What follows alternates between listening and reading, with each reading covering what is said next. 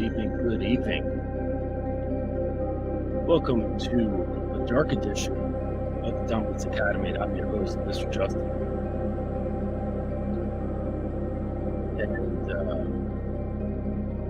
I'm filming from outside today, so I don't have my good camera. And hopefully the stream will be good because I do have a Wi-Fi extender. And my laptop, it says everything's good, but here on StreamYard, it shows I only have one bar, which is really weird because I'm literally right next to the damn thing. So I don't get it. But anyways, so I'm going to be talking a little bit about what's in the heads of women, because I know that's a favorite fucking topic of guys. You guys fucking love considering what's on the minds of women, what their motivations are, and what they want. And I'll just lay this out here, just as a foundational thing to consider, and that is, when you're doing this, when you are thinking about what women are thinking, when you're trying to analyze, decipher, or even criticize or judge, what you're doing is you are living in their framework. You're living in their mental framework.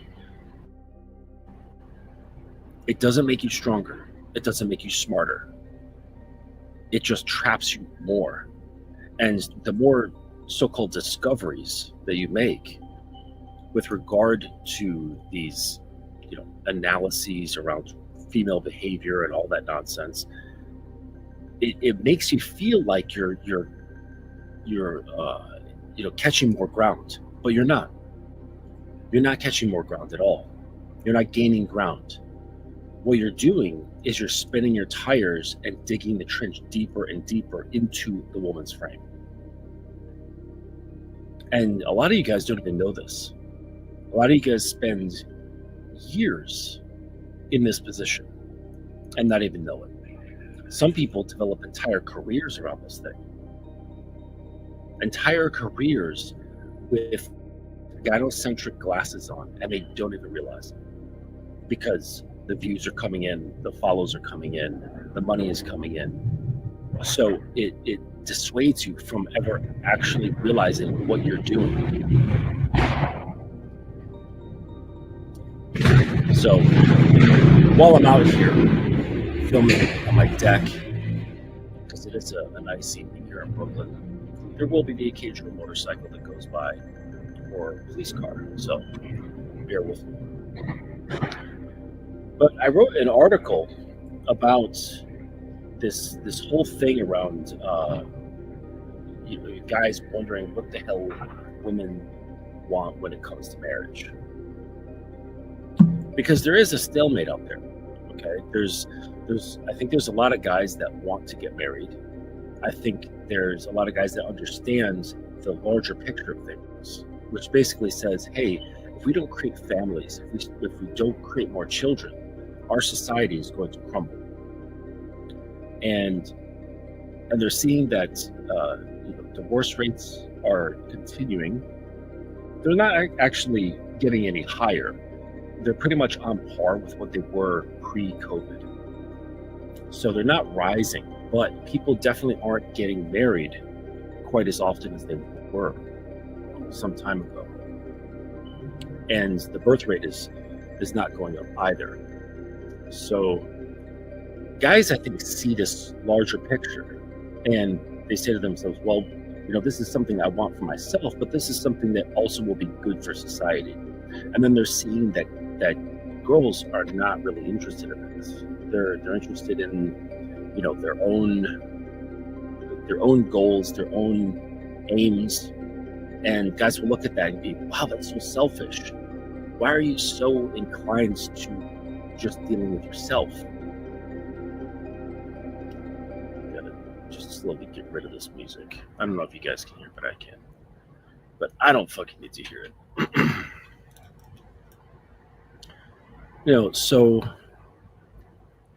So guys look at all this and they're thinking to themselves, wow, women are really fucking selfish.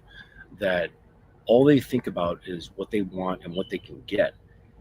And and then they see what happens with the the turnouts of divorce, and they hear the horror stories of guys getting wrung out in family court and ruining their lives and all this crazy shit. And they're like, well, I don't want to be part of that. But they still have this pull. And so in a lot of guys' minds, they feel that they are the ones who can love genuinely, and that women cannot love genuinely, that they're actually not loving men at all, that they're only looking towards men as a seriously construction at this hour.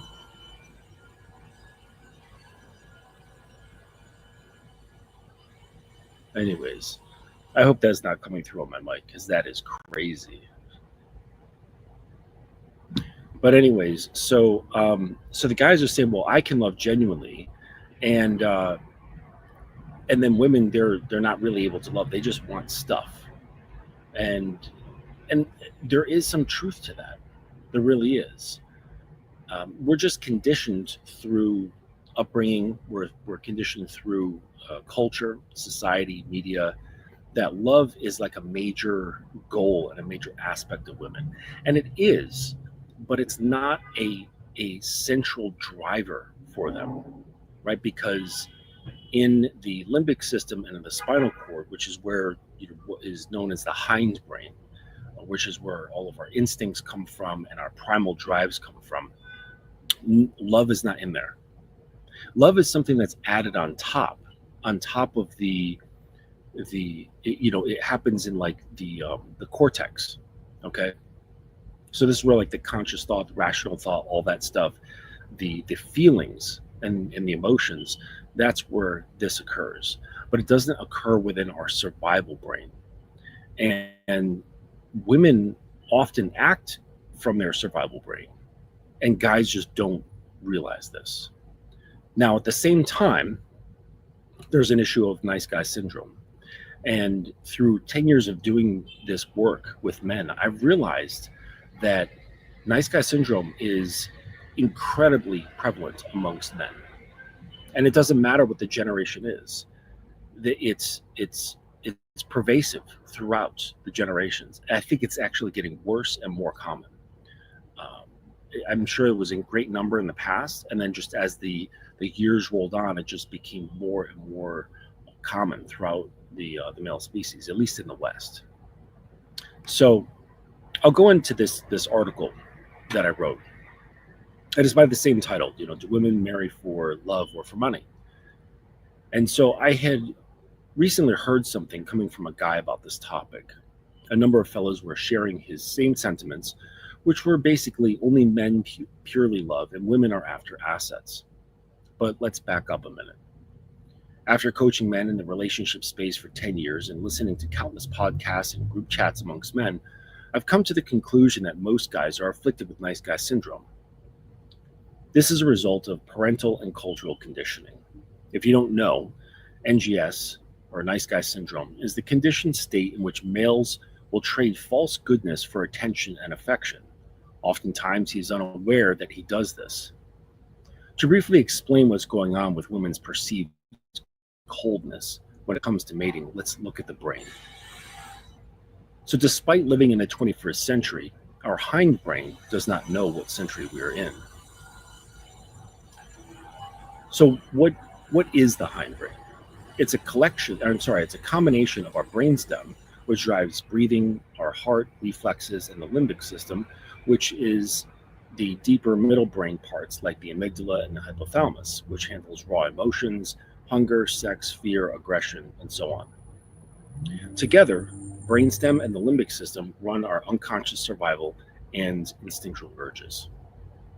When we look at how these primitive survival parts shape women today, it becomes clearer that the brainstem and limbic system still push the ancient drives through a modern world.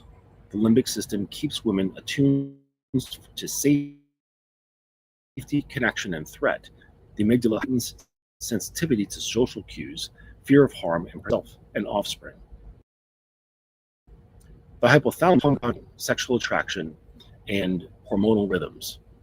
In daily life, we can show in strong social bonding, nurturing behaviors, heightened emotional awareness, and vigilance for betrayal or danger. These ancient circuits often run beneath logic, pulling a woman towards security, status, or safe partners without her fully naming the pull. So, while the cortex reasons and rationalizes, these older regions whisper beneath, shaping attraction, trust, fear, tied to the tribe. Oh, wow, looks like my connection keeps going in and out. My apologies, guys. They make modern life more complicated because they're tuned for a primal landscape, yet react inside skyscrapers and cities. Enter the ever-prevalent nice guy syndrome male. Herein lies the fracture between boy and woman. The modern woman, shaped by a soft or even controlling, or I'm sorry, the modern man, shaped by a soft or even controlling mother, often drifts into manhood seeking the same warm,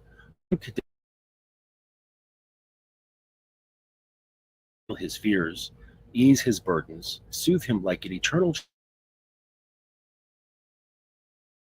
relationship with his mother, which explains the need for approval. As an adult, he ends up doing extra things for the woman of his desire by avoiding conflict, seeking approval, sacrificing himself, and making covert contracts, which is, if I do X, then I deserve Y. Beneath her feminine exterior, her primitive mind is not wired to mother a grown male. These ancient circuits whisper not of coddling, but of survival, strength, provision, security. Her limbic system does not reward her for nurturing a dependent man.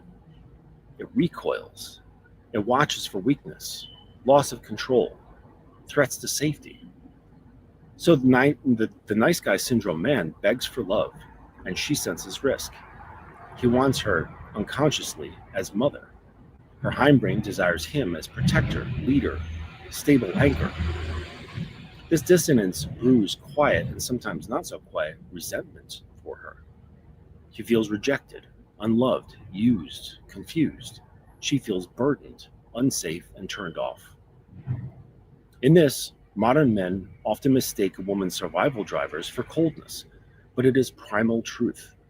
A woman's deepest body does not want to lift a boy into manhood. It wants to feel the man she can trust to stand taller than fear. This is why men who carry mother hunger often fail in relationships. They must sever the umbilical wish, become father to their own needs, and rise. Only then does her hindbrain relax. Only then does she yield to the softness they crave. So, do women marry for love or money? I'd say, since their hindbrain is in effect, a woman will always seek security. Ideally, this will come from a man she doesn't need to coddle, but a man she can look up to. However, since there are so few of these men available, and so many nice guys, they make do with the choices that they have. And that pretty much sums up the entire relationship and marriage world. Well, not the entire, but I would say the majority. And this is why we see such a high divorce percentage, right? What is it, like 75 or 80% of divorces are initiated by women? Now, people, not just women, but people, period, we do not get rid of things that we value. And that means that if a woman is willing to get rid of a man, it means that she does not value him. Plain and simple. And the thing is that a lot of these guys are just good, normal, average guys. And he's stable, he's not crazy, doesn't have a drinking problem, he's got steady income, at least one car, got a decent roof over his head, what have you. But the thing is that he still has that other internal shit. And as I mentioned in the article, she can sense these things. She can sense the boy in him.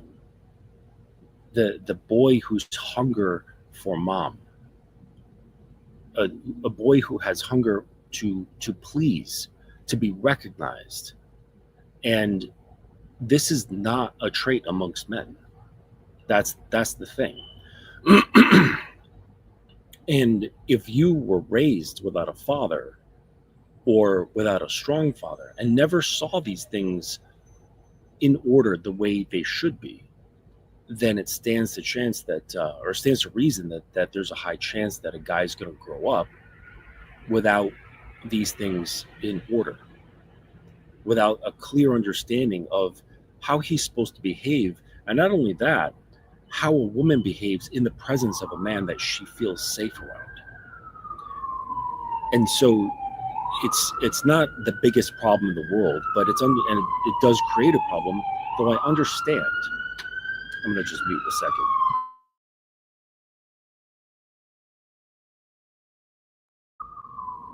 What's up, Full Potential? So, unfortunately, we can't change the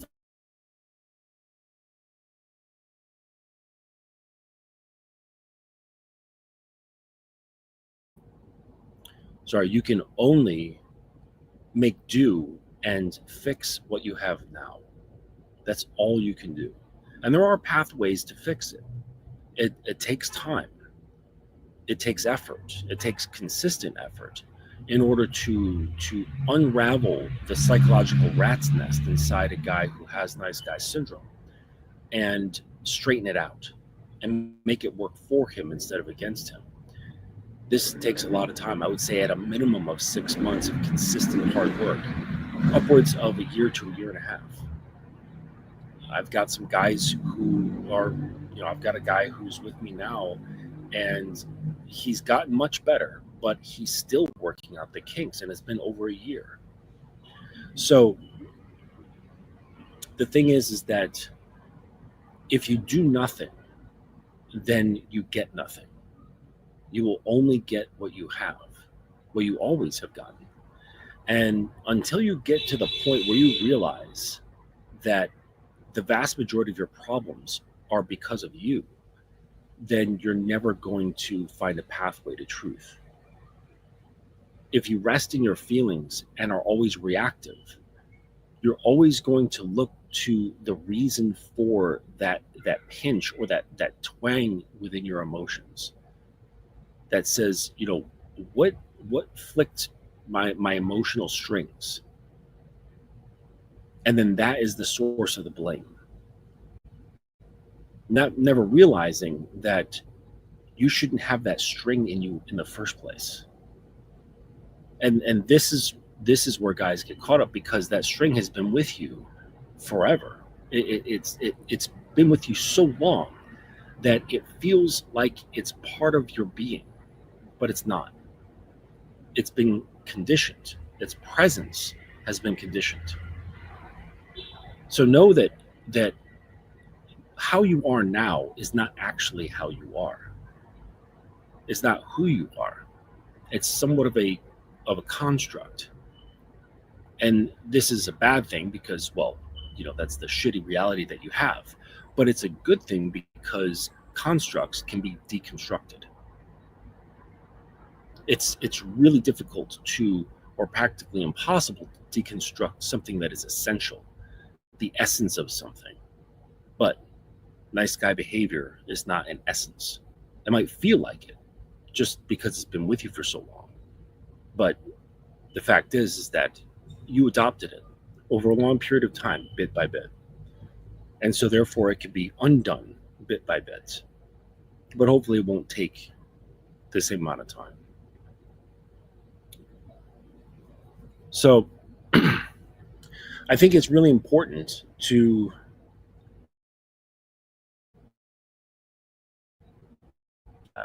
with the concept that all of your gripes around women have really nothing to do with women.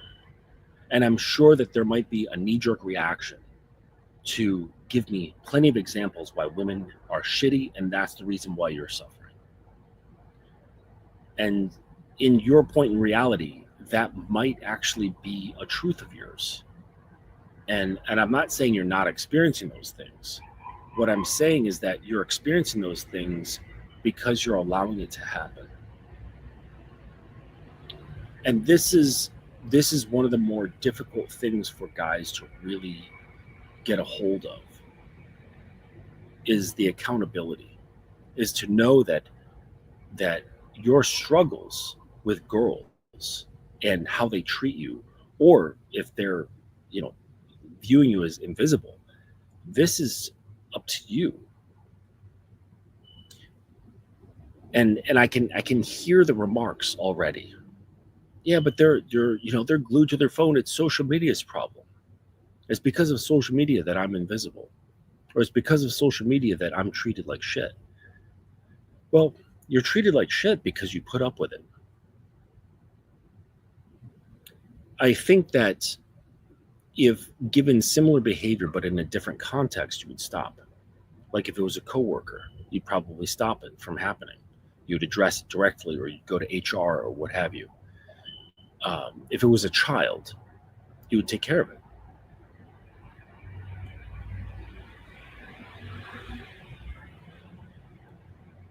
But when it comes to a woman,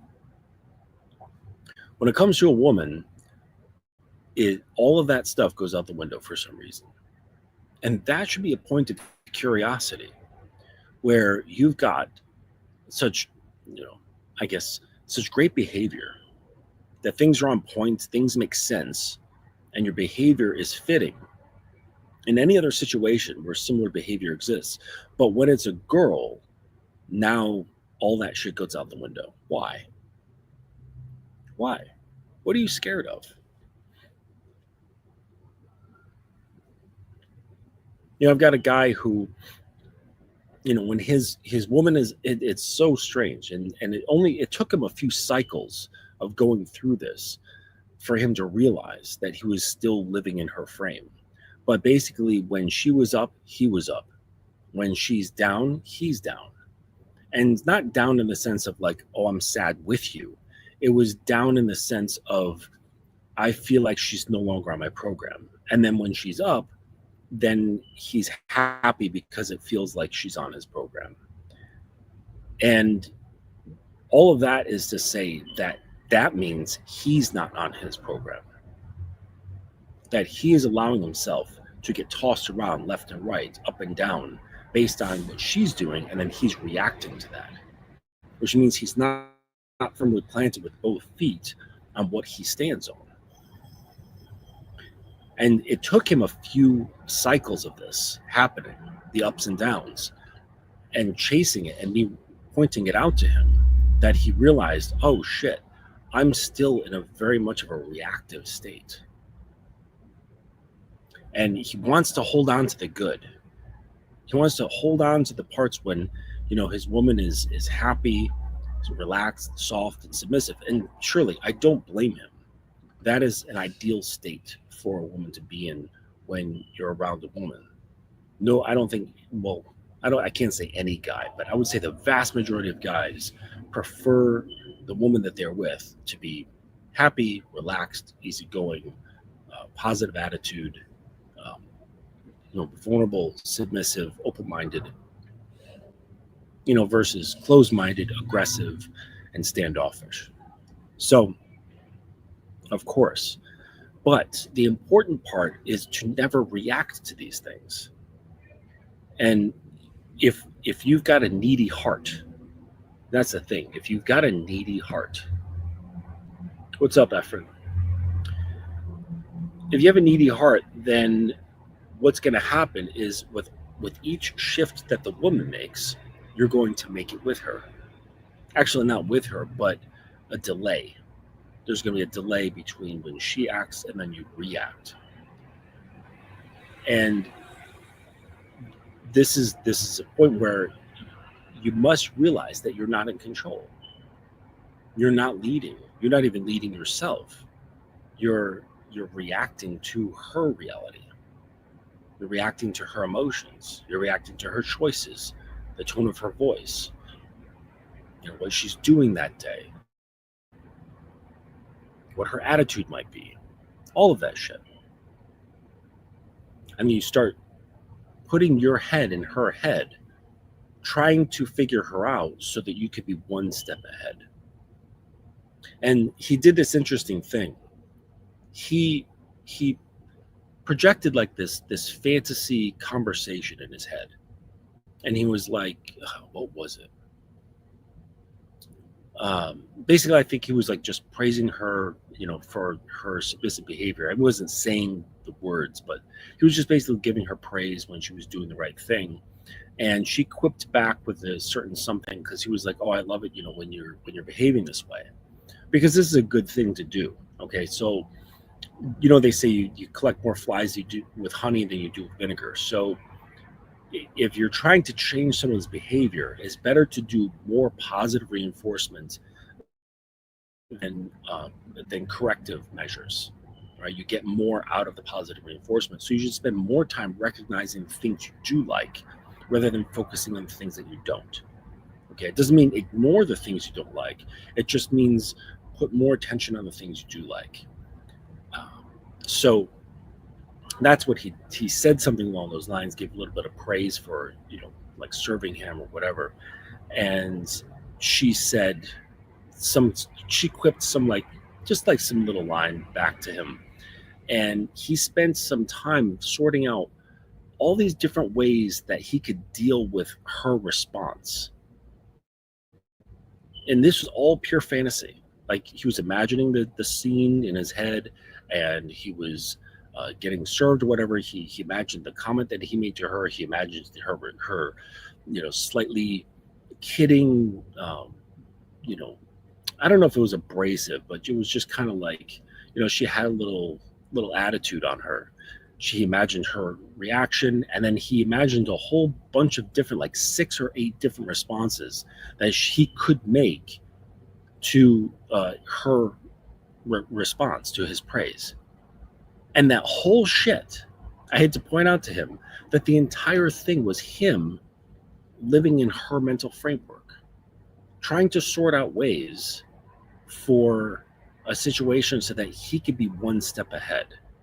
That's why he devised like all these different reactions, responses to her, little quippy remark.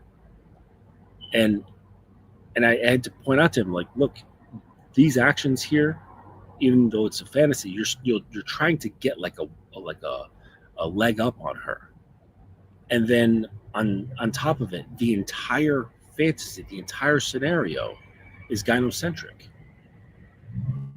And then on top of it, it's negative, because even in his fantasy, he was imagining his woman not with a positive attitude throughout. Like, even in his fantasy, he's expecting her to have pushback. And I thought that was really interesting. So it's important to really pay attention to how you're thinking, because if you look at things objectively, if you look at your own mental processes objectively, it can teach you so much. If you can just step your emotions off to the side, it'll be a tremendous benefit to you. And he wasn't able to do that fully. Like, it took me showing him, putting a little bit of a mirror in front of him, so I could say, hey man, look at what you're doing.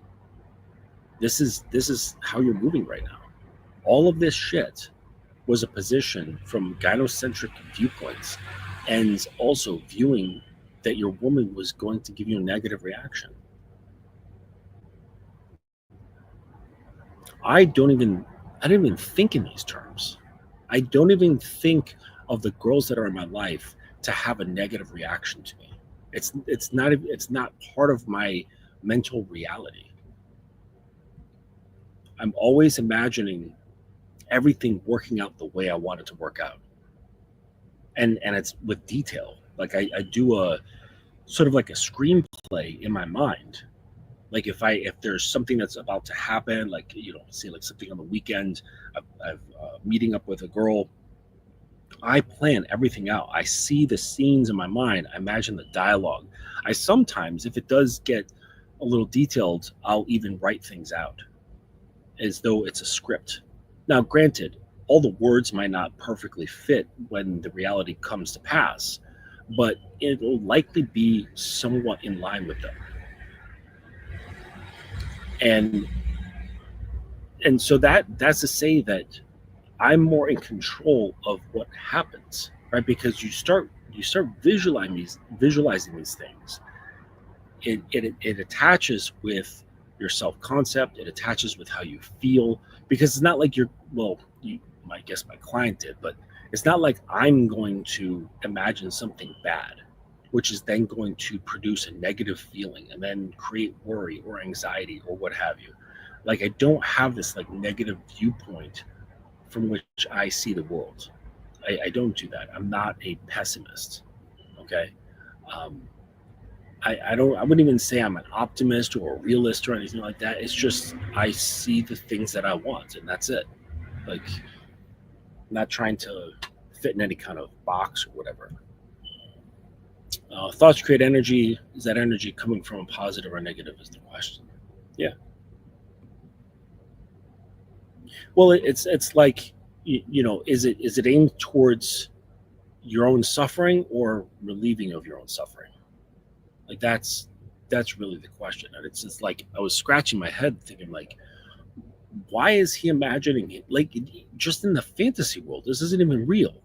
Why is he imagining himself suffering? Like, why would one do that? And then all the efforts to kind of like do these mental gymnastics to like get, a leg up on her position. All of that is an effort to prevent rejection. That's all that is. Like, all this stuff, that you guys do, where you're like searching up stuff on YouTube, how to blah, blah, blah with a girl. Okay. All the PUA stuff, all this red pill stuff, all this analysis and judgment and figuring out and trying to be one step ahead of women in general, or one step ahead of the girl that you're engaged with or whatever. All of that is out of fear of rejection. All of it. You're fucking petrified of some girl not liking you. And I could leave it there, okay, and just call you a bunch of losers, whatever. But that's a missed opportunity in my book, because that signal of this fear of rejection, that is a massive doorway to walk through with a long hallway. And if you have that fear, if you have that concern, I would say it's extremely important to go down that pathway to see what that's about. And ask yourself, why am I afraid of a girl rejecting me? Why does that make me feel something? I wouldn't even say like feel bad, right? But I would just say, why do I feel something with regard to a girl not liking me? Why does that even matter? Why do I have an emotional response from that? And start digging. And if you dig properly, without trying to justify, without trying to hide, without trying to excuse or defend or explain things off or rationalize things, you'll come to a bit of truth, especially if you come up against a wall that's got some discomfort on it. And you push through the discomfort and you'll see the truth of where things are with you. And you'll see why rejection hurts you, why someone losing interest or not having interest in you hurts. It's a really great question to ask. Like, why does it even fucking matter? Who cares? I don't know. It's a strange thing, because like, it's hard to kind of like make these streams, because I have to come at it from a conceptual perspective, or come at it from a place of very old memories. Like, I can't speak on this from my reality, because frankly, I do not feel anything of what I'm talking about. So it's a strange experience for me, because I can't relate. I don't even think about whether the girl likes me or not. I don't even consider it. It's not a concern of mine. It's not a worry of mine. I don't even have the question there. I don't think about what's in her head or in her heart ever. My mind is never over there. That's their business. She has her own mind. She has her own heart. That's her responsibility to worry about how those things are working. Why am I thinking about that? Now, it's one thing that if it's just some girl. It's different if she's my woman and she's decided to be under my guidance.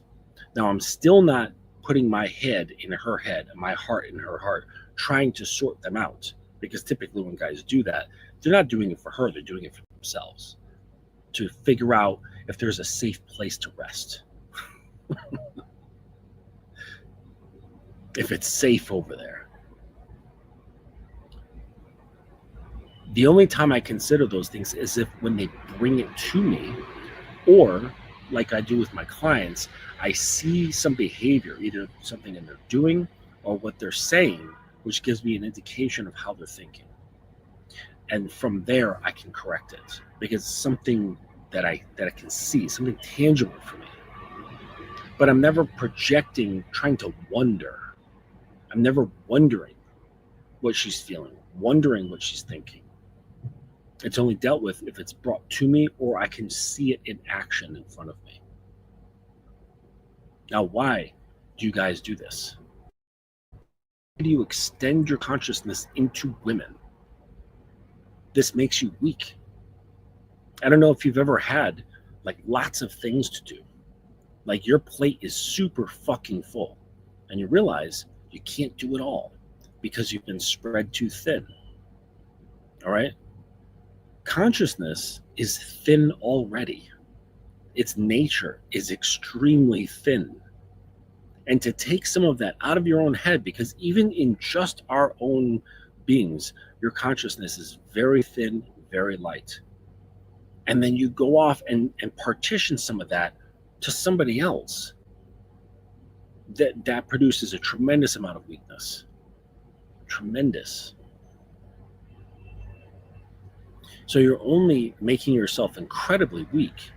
And the ironic part is that the reason why you're doing it is so that you can sort out a way to prevent pain. That's why you're doing it. You're trying to make sure that she still likes you. Make sure that she's not seeing anybody else. Make sure she's not fucking anybody else. Make sure that she's not DMing somebody else. Make sure that my feelings are safe. And when you extend out there, you spread your own too thin. And now you're not grounded. You've been fractured. Part of you is here, part of you is there.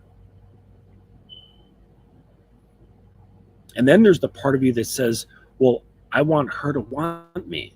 I want her to depend on me. But the funny part is that when you do that, it makes you less desirable and less dependable, less reliable, less trustworthy. It comes out in your behaviors. It comes out in your words. If you think that you can fracture your consciousness and thin it out into and partition some into somebody else's head, and then have that somebody still see you as solid, grounded, reliable, and centered, you're fucking naive.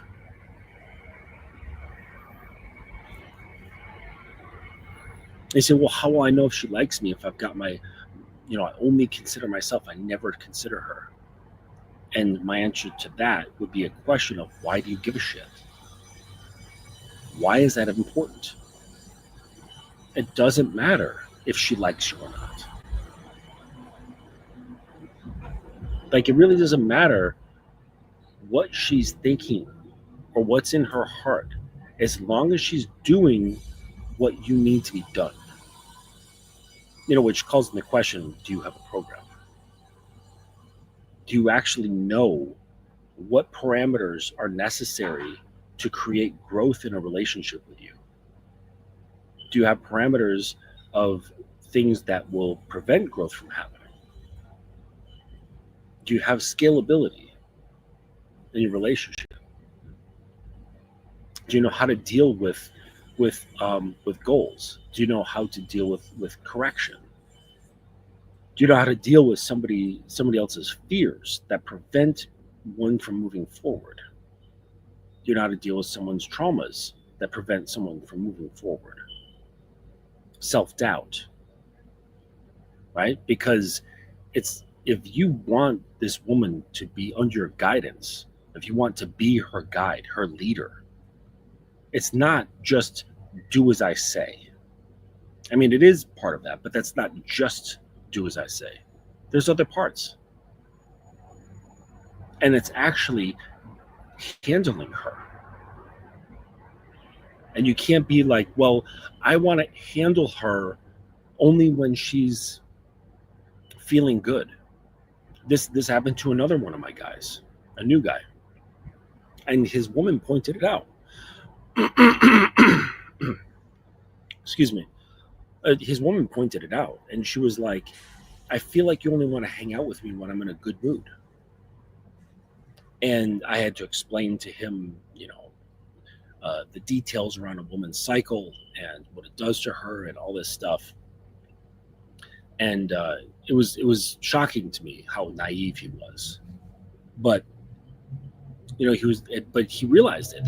He admitted it, that he didn't want to hang out with her when she was not in a positive mood, wanted to, hang out, play, suck his dick, and, just do like good times. It's like, that's fine if you've just got like a fuck buddy. That's totally fine. Okay. But if this is your woman, you have to take all of her. You have to take all of her. And the things you don't like, you can't just be like, oh, just don't show up when you're feeling bad, or you're feeling angry, or you're feeling you're full of self-doubt, or you're full of self-rejection. You can't be like, I don't want to see that. No, you are a guide. You are a leader. That means you have to hone these things, right? Just as I hone these things out of my clients. I can't just be like, hey, show up with, talk to me only when you're feeling good about yourself. No, because I'm taking on the responsibility to guide them through their thoughts, emotions, habits, beliefs, patterns, their pain, their fears, their anxieties. And that's what it is to be a mentor. That's what it is to be a guide. That's what it is to be a leader. I'm taking an entire person under my wing. And if you're afraid of a woman's emotions other than happiness, well, you're never going to really have a woman who trusts and looks up to you and says, I'm willing to put all of me at your feet. You'll never have that. You see, I think that a lot of guys are well, no, that's not bullshit. Tysena, I'm sorry, I don't know if I'm pronouncing your name correctly, but you're more than welcome to stay single forever. It's not necessary to be in a relationship at all, not at all. So no, it's not bullshit ever. All right, but it depends on where it's coming from, because it could be coming from bullshit.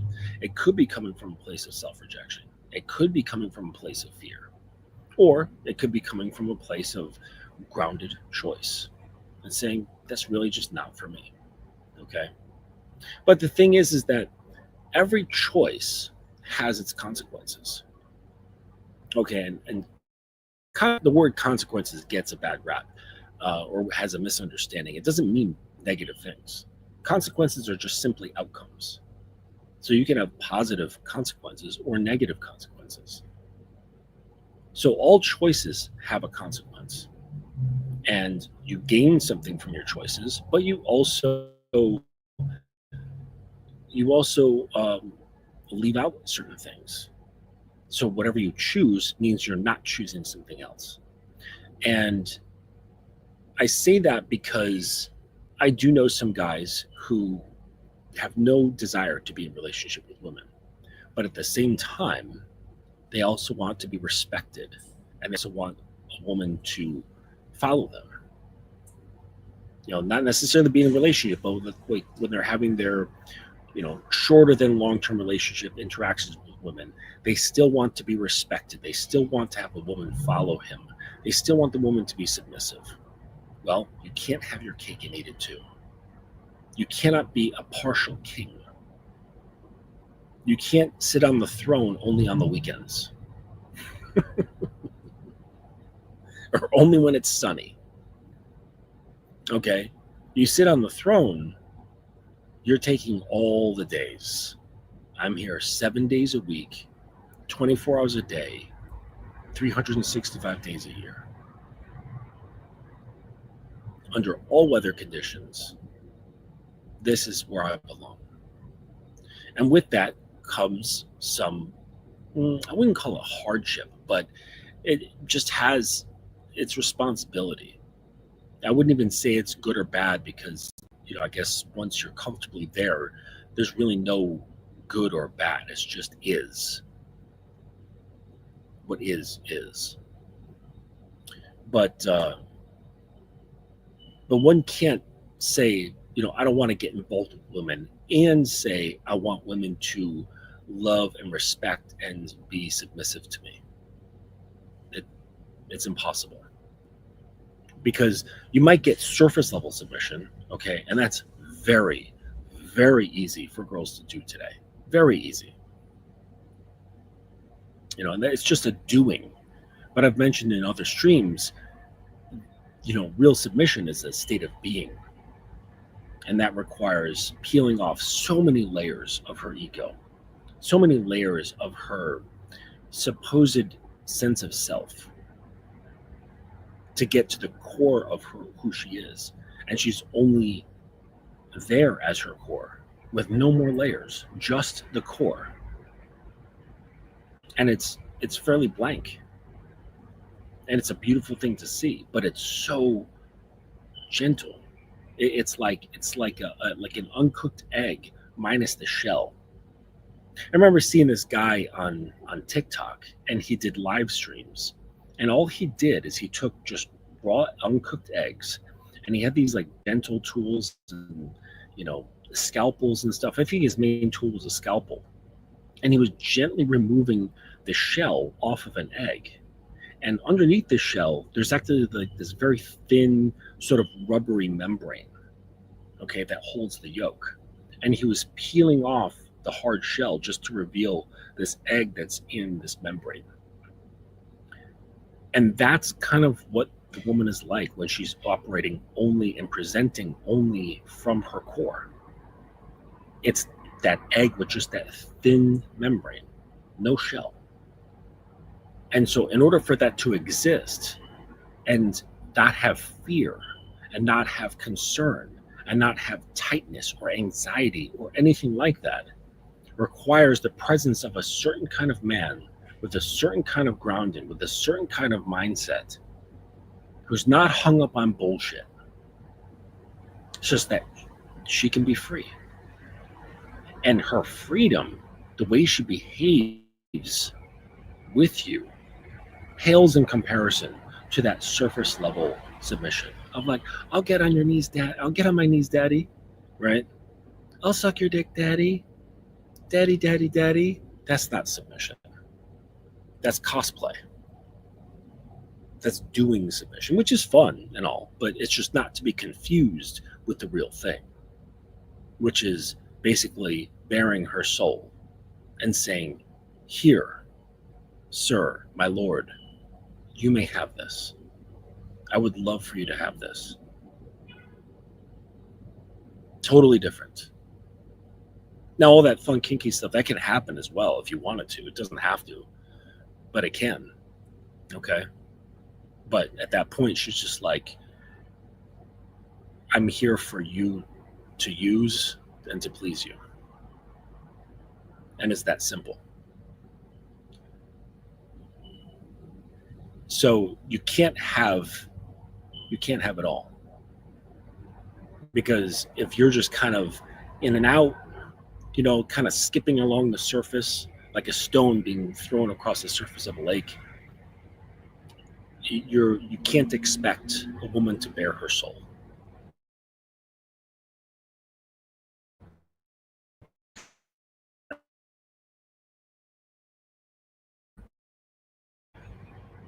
Sometimes there's that compatibility, sometimes there's that alignment, even for those brief encounters, and you'll see a bit of it. You'll see a sliver of her core, but it's not going to be the whole thing. Absolutely not. What's up, Real? Caring what others think as opposing to only caring what you think isn't an honest POV to begin with. Yeah. Yeah, it's very yeah, it's not honest at all. That's really good, a good angle, because um, because the person who says they care what people think, they will try to convince you that they really do care because they've drank their own Kool-Aid. They've convinced themselves that they care. But the thing is, the truth of the matter is nobody fucking cares. The only reason why people are caring is, like, especially in, the man-woman dynamic, is for themselves. It's not a true caring and interest in the woman's mind and in the woman's heart. It's only done in self-interest. But he will say, and he would like to be perceived as doing it for the woman. This is that nice guy syndrome stuff. It's very sneaky. It's very manipulative. It's full of gaslighting, including gaslighting the self. Kind of reminds me of this video. I was in this group chat, and this guy sent a, what was it, Gone? Oh, no, it's from a Jack Nicholson movie, and he's talking to Michelle Pfeiffer. It's an older film, and let me see if I can play this. Yeah, let's see if you guys can hear this. I really wish that fucking guy would stop sawing. It's almost 11 p.m. You're very beautiful. You think men are only interested in you because you're beautiful. But you want them to be interested in you because you're you. The problem is that aside from all that beauty, you're not very interesting. You're rude. You're hostile. You're sullen. You're withdrawn. I know you want someone to look past all that at the real person underneath. But the only reason that anyone would bother to look past all that is because you're beautiful. In an odd way, you're your own problem. So for those that couldn't hear that, I'm just going to read it myself. So it's maybe a little bit more clear. So Jack Nicholson, he's talking to Michelle Pfeiffer, and he says, "You're very beautiful, and you think men are only interested in you because you're beautiful. But you want them to be interested in you because you're you. The problem is that aside from all that beauty, you're not very interesting. You're rude, you're hostile, you're sullen, you're withdrawn. I know you want someone to look past all that at the real person underneath. But the only reason that anyone would bother to look past all that is because you're beautiful. In an odd way, you're your own problem." And so the guy sent this in the group chat, and he's always got his head in women's heads. He's constantly trying to figure them out, and he also has a habit of seeing them as a threat, right? From all these like boogeyman stories of guys getting with psychopaths and women with bipolar disorder, and guys getting injured by women, killed by women, and all kinds of like crazy shit. And so he's always in this mentality of fear and reaction and trying to prevent based on these beliefs that he has. He sends this video, and most guys would hear that and laugh in the same way that they would laugh or feel good from watching, I don't know, some girl getting her ass handed to her on Fresh and Fit, or some girl being embarrassed or put in her place on the whatever podcast. And there's guys who they watch these things for the emotional fulfillment that they get from these episodes, from watching this happen to a woman. And now the question is, why would they get that emotional feeling? Hold on a second.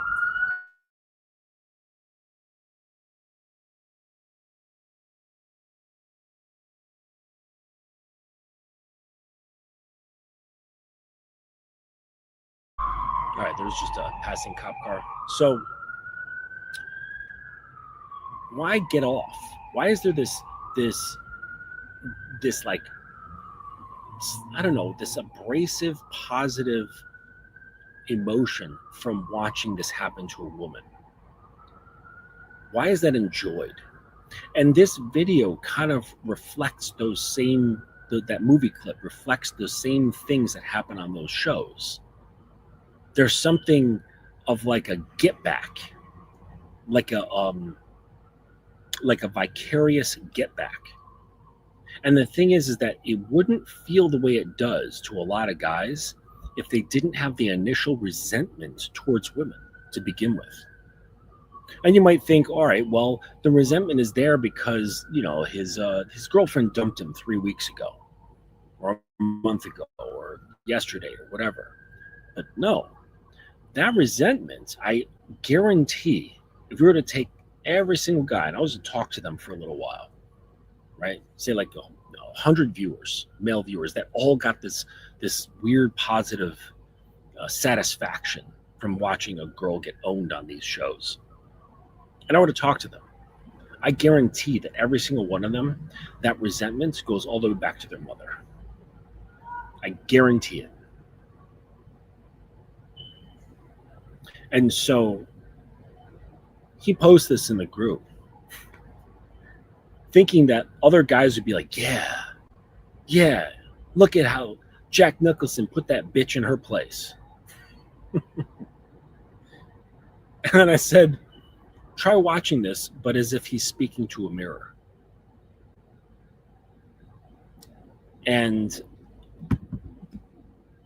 he couldn't handle that because he's emotional, right? See, that's the thing. When you're a man, this is a big clue, and someone reveals something about you to yourself, or just in a broader sense, okay? Because I didn't say, hey buddy, you act like this. I didn't say that, right? This was in general for everybody. I said, try watching again, but from the perspective that Jack Nicholson isn't describing a woman, but he's describing the man.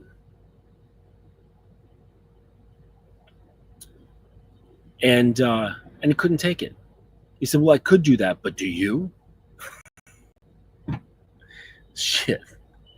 You think that I would be a good mentor if I hadn't done a shit ton of shadow work myself?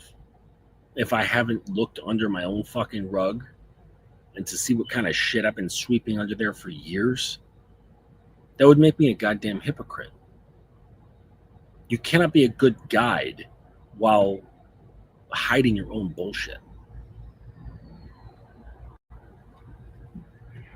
So yeah, you know, there's no bullshit, there's no excuses, no deflecting with humor, no defense with insults, no sweeping under the rug, no justifying, no chalking things up to say, well, this is just how I am. All right? We gotta stop looking at women to sort things out. Take all of that, not even half of it or part of it, take all of it and put it on yourself. Try to understand why you keep thinking the same shit. Try to understand why you keep feeling the same things. If there's a pattern there, that means there's something to grab a hold of instead of worrying about these bitches. You get yourself sorted out clearly, even looking into the dark corners that you don't want to look, okay? Recognizing those things, embracing those things. Like, I've embraced that there's parts of me that have been broken. I've embraced that parts of me are quite dark. I've embraced parts of me that are sadistic. I've embraced that I can be incredibly judgmental. But that's part of it, right? This is part of me. I can't cut these things out. And when you try to resist on this stuff, it just makes them stronger. You have to just embrace it and accept it.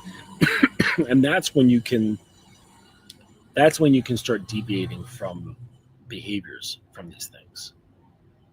But just ignoring and pretending that it doesn't exist is not the way. It first comes from recognizing and embracing it. And that's when you can start changing your behaviors. It starts with just recognizing patterns. And it's like, you can't do that if you're worried about what the fuck a girl is thinking.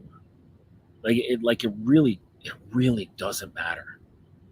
I wish that you guys could like see, or just like sit in my brain, see how I interact with women, see how I treat and talk to my girls. It would help understand like what the fuck you're supposed to be doing. And none of it is with consideration or hopes or wondering what the fuck they're thinking or feeling. You get no benefits from it. Zero. And I'm really, really sorry that so many of you have been led down this path of fucking red pill cults. That, like, all these groups that have formed over the years that are completely gynocentric. Red pill is gynocentric as it gets. It started as a bunch of dudes who couldn't fucking understand women that were obsessed with them. And it's still a bunch of dudes who don't understand women that are obsessed with them, that have convinced them to understand what women are about. Well, if that's the case, why do I never hear anything positive? Never. Not one. Not one example of their woman serving them, their woman praising them, their woman worshiping them. Not one example. Nothing in real time. I mean, I think the only thing that I saw, now granted that's my own fault because I really don't watch any of you fools anyways. I don't consume any of that stuff. I don't even know who anybody is. Like, you guys collect these like red pill names like they're fucking baseball cards. But I do remember seeing some video with like Devin Sharp and his wife, and I thought that was very brave, because he had to have known that, you know, bringing his woman out onto camera for the world to see, as famous as he is going to invite a ton of criticism. Okay. So, you know, shout out to him for, you know, being that brave. But people tore her behavior apart, right? And guess what? The vast majority of the guys that did that, guaranteed, are fucking single with, you know, a giant bottle of lotion next to their bed. Like, guaranteed. And it's like, who the fuck are you? You sit there and circle jerk with your fucking cult buddies, and you got nothing. You got nothing except your cultist brethren that you've never even met. It's just dudes you fucking circle jerk with online. It's pathetic. It's absolutely pathetic. And then use some sort of, you know, philosophical jargon and mumbo jumbo and, you know, linguistic gymnastics to kind of make you feel better about your position of lack. And it all comes out as basically the sour grape story by Aesop's Fables. I've mentioned this one before, but about the fox who tries to get these grapes up on a trellis all day, expends all of his energy, and at the very end, he walks away without a single grape, and he looks at them and goes, "You know what? I bet they're bitter anyways." And this is what guys do about women. They've tried and tried. They can't get what they want, and they go, "You know what? They're all bitches and hoes anyways. They're all fucking hoes. All waltz. All women are like that." They're not. You're just bitter. You're just bitter and fucking lonely.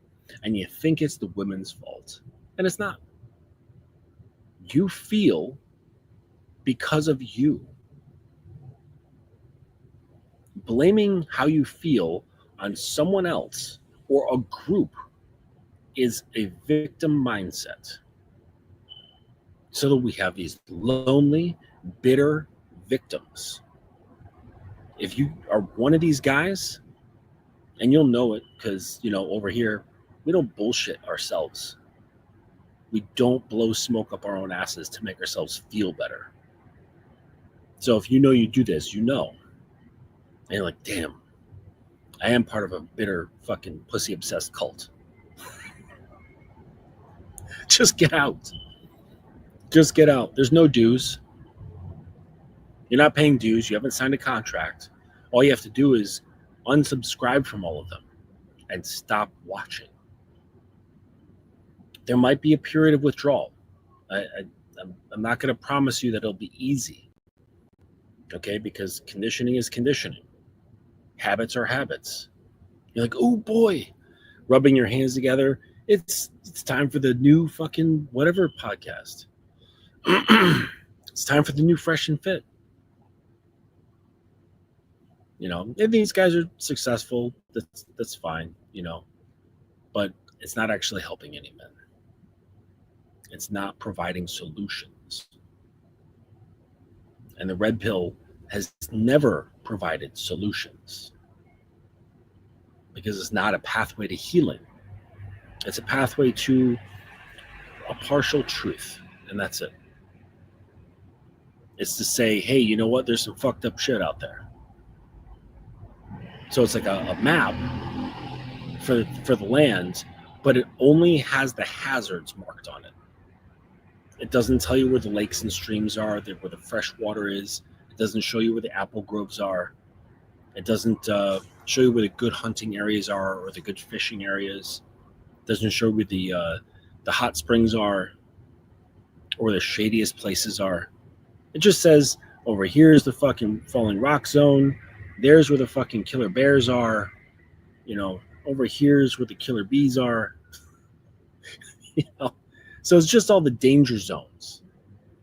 And on a map of, wilderness or whatever, even urban environments, yeah, there's going to be places where you don't want to go. And that's useful information. But it doesn't actually help you. Like, not completely. And this is why it only draws in pain. Pain and skepticism. Because if you could say, well, on my map, it shows me where the fucking apple trees are. And you're like, yeah, fucking right. Let me see some receipts. I don't believe you. Okay. And you can trust me or you cannot trust me. Like, I'm not gonna sit here and try to soothe your distrust. That's not what I'm here for.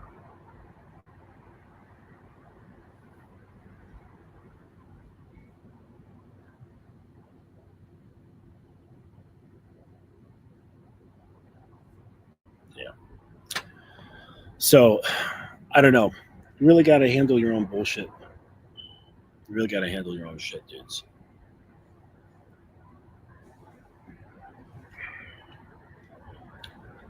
But when you do, I promise you, I really do. I promise you, it gets recognized. It gets recognized by the people around you. Women can sense this. But the funny thing is that if you do it so that you can be recognized women, it'll never work. It'll never happen. So you can't do it for that shit. It's not like going to the gym, you know. Like you can you can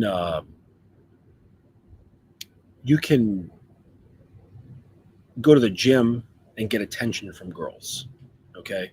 And yes, if your motivation is just to get attention from girls, which a lot of guys do, uh, and they lift, then it'll work. I would say that their motivation is wrong, but you can have that and it can work, okay? It's just misguided. But the thing is that um, you can't do that when it comes to doing your own self work. It doesn't work that way. You can't have the hopes that girls will find you interesting and magnetic because you've dealt with your bullshit, and you can't make that your motivation. But they will. The funny part is that when you get through it, you're not going to give a shit anymore.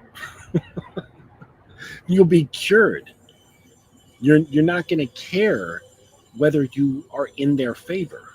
You're going to be more concerned if they are in your favor, and not even be that concerned about it. But it's just that's going to be more of your awareness of like, is she on point? Is she doing what she needs to do in order to stay in my good graces? And that is the mentality that you need to be in, right? It's like, okay, what's needed for my good graces, and is she doing these things? And that's it. You're not going to care about like how she makes you feel, because you no longer need that anymore. It's no longer required because you're no longer needy. You fathered yourself out of the need for an umbilical cord. Oh, but it's healthy and blah, blah, blah. No, the people who are saying that shit, they still have the fucking umbilical cord. So of course they would say it's healthy. It's not fucking healthy. You need to father yourself into adulthood.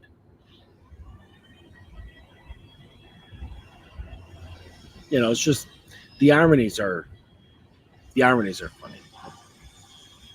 When you get where you need to be, you no longer care about the things that you used to care about. You know? This I've heard, that only black women marry for money. This I have heard, but it's from black guys, but that's not the truth. Um, I've seen it in white communities. I've seen it in Asian communities. I don't know about Latin. I don't have many friends that are Latino, but I would say that it probably exists there as well. Maybe not, but I've certainly seen it in white and Asian. So it's not just black women. So I can't agree that only black women marry for money. But it's, like I said, like, I don't know, Daniel, if you were here for the beginning, but it's all just based on survival. It's just a survival instinct, nothing more complex than that. The thing is, though, which is pretty interesting, that if one never breaks out of, if your conscious life, not understanding that the subconscious is always running with that hindbrain survival mechanisms place. We all have this. But if your conscious life is also in a position of just living in a survival mode, then it stands to reason that someone who's living this way would also want to marry for money, right? In order to get out of feeling the way that they're feeling currently. Okay. The funny thing is that I've seen this of middle class women as well. So I can't say, oh well, only like women who are living in poverty will marry for money. I think it's just, dare I say it, that's just how hypergamy works. it's always an up, and that's just the way it is. But the reason why I wrote and read the article was to explain that it's not this conscious choice thing. It's not a greed thing. It's nothing like that. It's purely fueled by the limbic system and the spinal column, which is all geared towards survival. That's all it is. It's just survival instincts working their best way of working. It's just combined with social impressions, social media impressions, cultural impressions, family impressions, right? Because like some girls raised, their mothers will tell them, marry the richest man you can find, right? They'll literally tell their daughters this. Okay, so you hear that year after year growing up. Like the girl's gonna either go with that, or she's gonna reach a stage where she goes into pure rebellion, and she's like, "Fuck you, mom! I'm gonna, marry the guy who lives out of his van because I love him." Right? But that's just all like mommy issues and shit like that. But for the vast majority, really, they're just operating out of the survival instinct. So it's not that big of a deal. Like I said, like I really don't think about it. But maybe that's because I'm not really concerned with getting married. Uh, yeah, I'm with you guys, like in the sense that it doesn't make a whole lot of sense. Um, it really doesn't.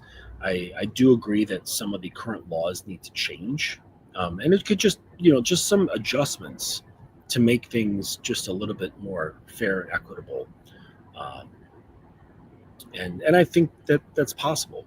Just because the working world has changed.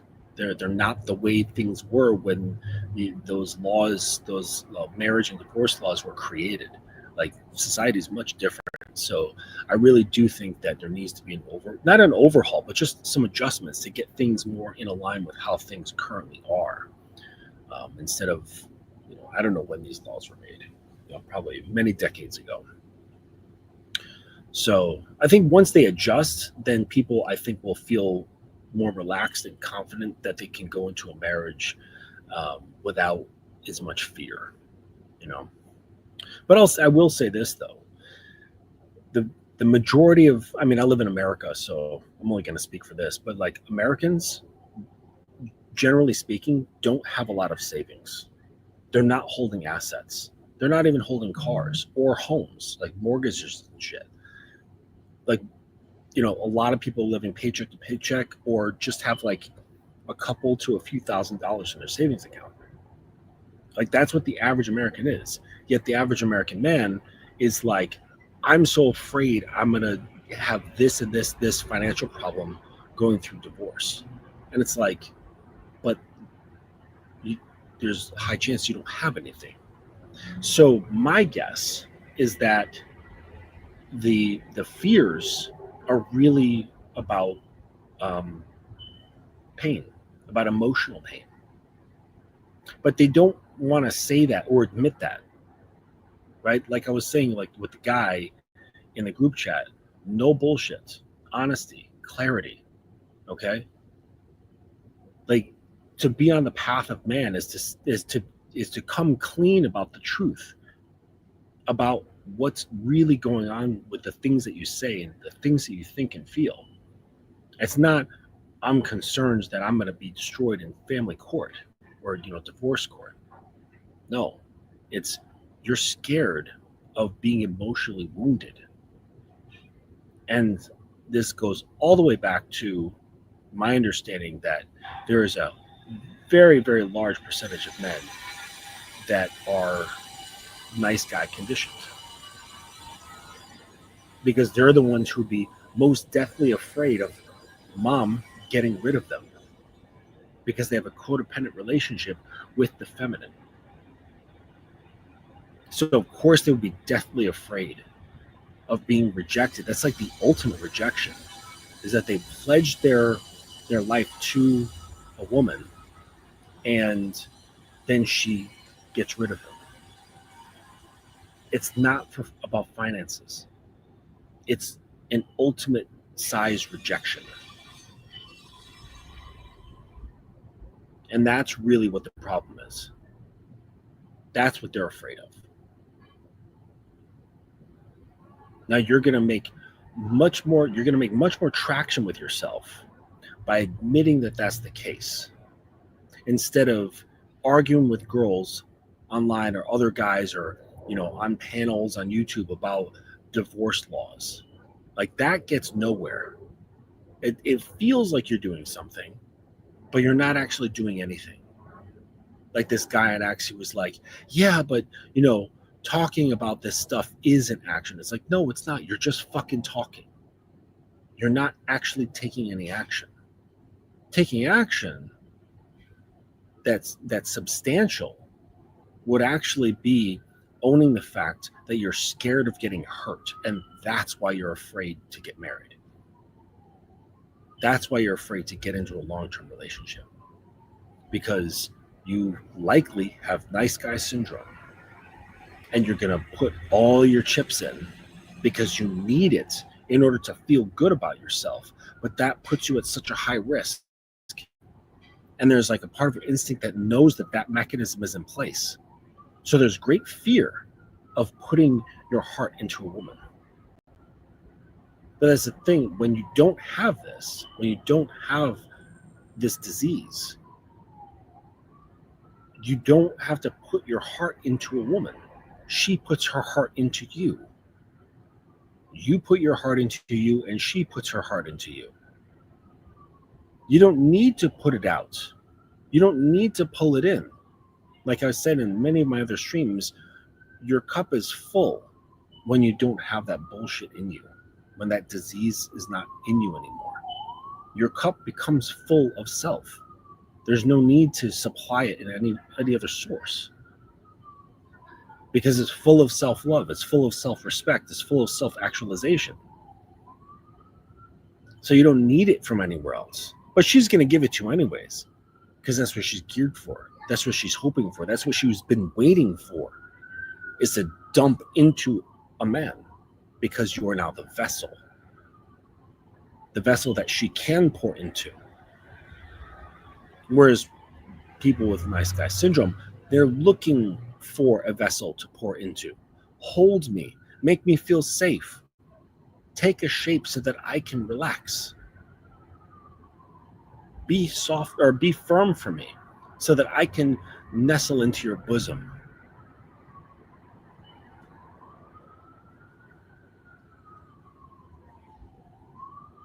And you got it all backwards. You're living life backwards, like the fucking Upside Down from Stranger Things. It's like you're in a reality, but it's like a warped reality. That's not really how things are. Really, how things are is that the man is the crucible. The man is the container by which she passes through and into. But you guys are conditioned for otherwise. You're conditioned to pass through the woman. It's so bizarre. Stop living this way. Let go. And a lot of people, they will let go, but they'll be giving up. And you can do that. You absolutely can do that. You can give up. You can say, you know what? Fuck all that shit. I don't fucking understand it. It sounds way too complicated. My forefathers didn't have to deal with this nonsense. Okay? Things were a lot simpler. I was born in the wrong era. I'm just going to drop it all. It doesn't even make any sense. Okay? And I don't blame you. I don't blame you at all. The world is fucked up. Things are massively out of alignment.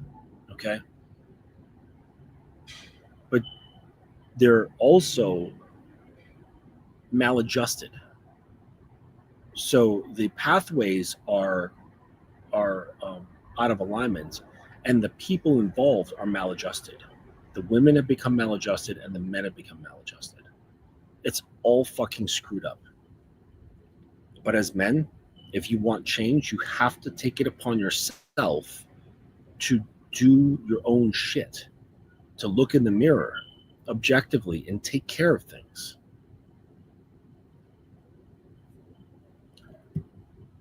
What's up, Ali? Just wrapped up 3 weeks in Colombia with Mr. Yu from Serbia. He spoke so highly of your coaching, said it's been a game changer for him. Big respect. Oh yeah, Mr. Yu, yeah, he's cool. Yep, he gets around too. Dude travels a lot. Yeah, I'm actually, talking talking to Mr. J about joining you guys down there for in Colombia to do a workshop. It'll be like a mini sexual workshop, because I know like in the Columbia boot camps or the workshops, they teach a lot of like how to be out, how to engage, and take girls out, and then like sometimes or oftentimes it turns into going out and fucking, but there's little instruction about like, okay, well, what do you do then? All right. So I was thinking it'd be kind of cool to do like a mini workshop that extends over 2 days, maybe like a Friday, Saturday, or Saturday, Sunday. I don't know. It depends on like the days that I'm there. But do 2 days, and teach about like what options and what fun stuff and what creative things guys can do in the bedroom. And I was thinking about bringing in one of my subs to use as like a demo, and then I started talking to her about that. And then I was thinking like how it would be interesting to like give like a spanking demo with her there, and then like have her up on like a table, with her, like her top half on the table and like her butt, and then she legs are straight down to the floor, like giving a spanking demo. And then I like invite guys over, like, all right, come on, like, form a line, and you guys can practice on her, like spanking her, and I'm talking to the to the sub about this, and of course she's feeling like embarrassed and stuff, but of course like in her mind she was like, oh my god, this is sounding like so hot, having just room guys like taking turns like spanking her and shit, and then I to say, hang on guys, see, you guys think like this spanking shit is abuse, but look, see how wet her pussy is. Like have everybody like get down, start looking at her pussy and shit.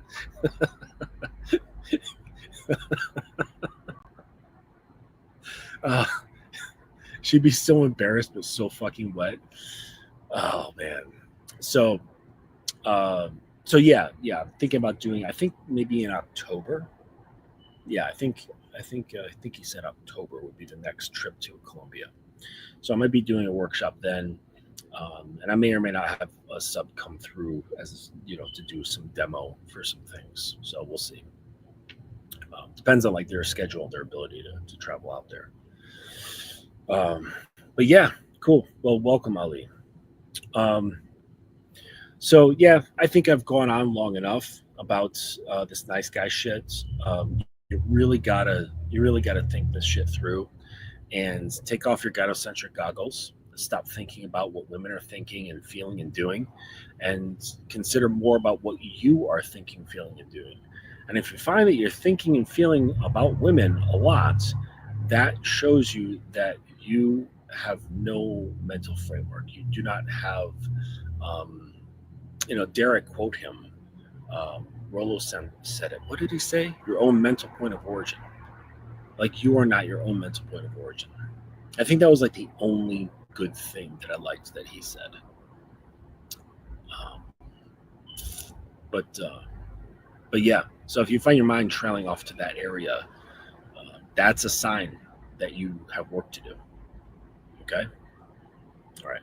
Well, thank you for joining me out here on my deck. It was interesting.